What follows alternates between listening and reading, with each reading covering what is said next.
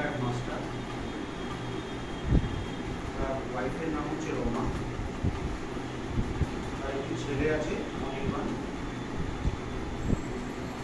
জগন্নাথ বলে একটা চরিত্র আছে,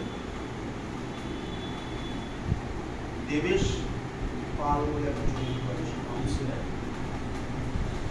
আর পাখি এই হচ্ছে মোট চরিত্র।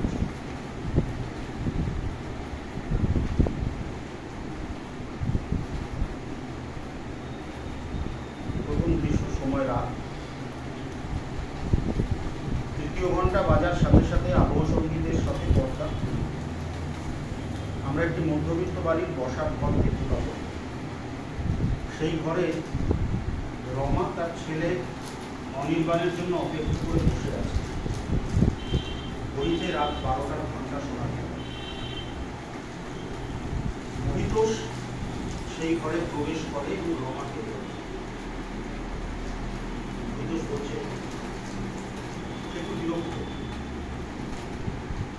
কি হলো তুমি এখনো বসে আছো? রমা তার দিকে ঘুরে তাকায় কিন্তু কোনো উত্তর করে, কোনো উত্তর দিচ্ছ না যে? রাত কটা বাজে তোমার খেয়াল আছে? রমা বলে হ্যাঁ 12টা বাজে। শুধু ঘড়িতে 12টা বাজে না, যার জন্য বসে আছো অপেক্ষা করছো তোমার সেই গুণধর ছেলেরও 12টা বেজে গেছে। আহ কি যাতা বলছো? আমি যাতা বলছি? আচ্ছা রমা, তুমি আমাকে একটা কথা বলো, কোন ভদ্রবাড়ির ছেলে রোজ রোজ এত রাত করে বাড়ি ফেরে? তাও বুঝতাম যদি কোনো কাজ করে ফেলি কপাল কুসুম লাগে। কি আজে বাজে কথা বলছো তুমি? বাধ্য হচ্ছি, তোমার গুণধর ছেলে এই কথাগুলো বলতে আমাকে বাধ্য করছে।